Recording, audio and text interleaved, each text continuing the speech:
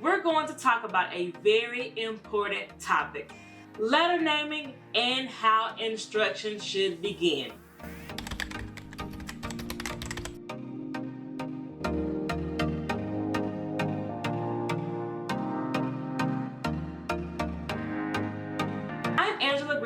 And I help teachers just like you to create positive learning experiences for the students that they serve. Letter recognition and the fluency with which students can name those letters are one of the foundational bricks that future literacy success is built upon. The purpose of this video is to give you some things to think about, a map so to speak, as you begin on this journey.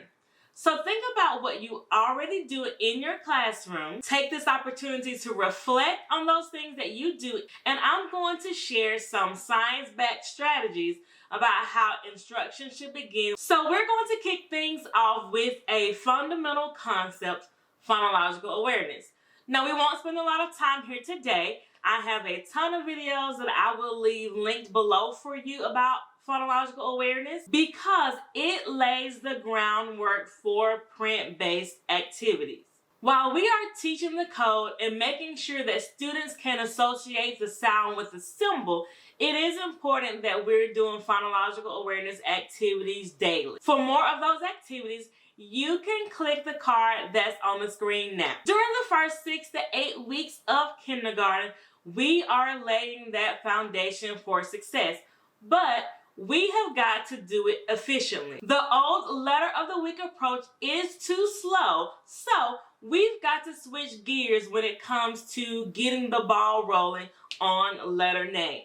Instead, you need to think about introducing a letter every day or every 2 days. Yes, you heard that right. Don't worry, you will go back and go more in depth throughout the year as you teach the sound symbol association. Don't be afraid to immerse your students in letter activities during this time.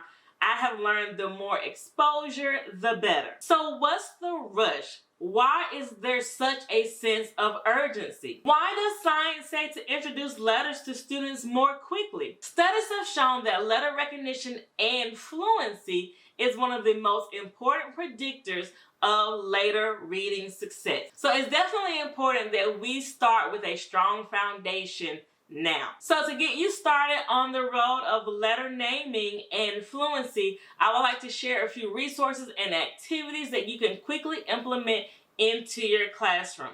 Alright, so the first activity I have are alphabet sorts. These are perfect for the pocket chart.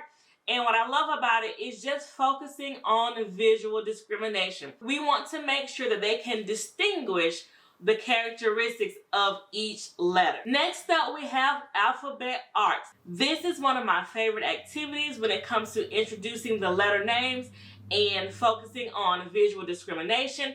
I have a video where you can learn more about alphabet arts, and there is a freebie over there as well. Another activity is a favorite of my students, and it is the light table. They get to play but form their letters as well. Pattern block activities are another favorite of mine. I love to use the phone blocks because they're more quiet, so students get to work on their fine motor skills and placing things in order, as well as learning their letters. We also have small box activities.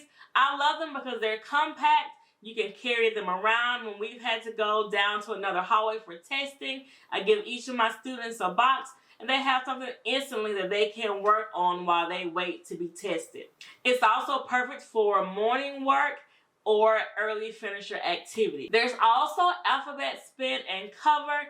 It's just, once again, focusing on visual discrimination. Students aren't focusing on sound symbol association yet, just visual discrimination. Another activity I love are alphabet boom cards. I love that they are self-checking, and it is easy for students to see if they got the answer right or wrong.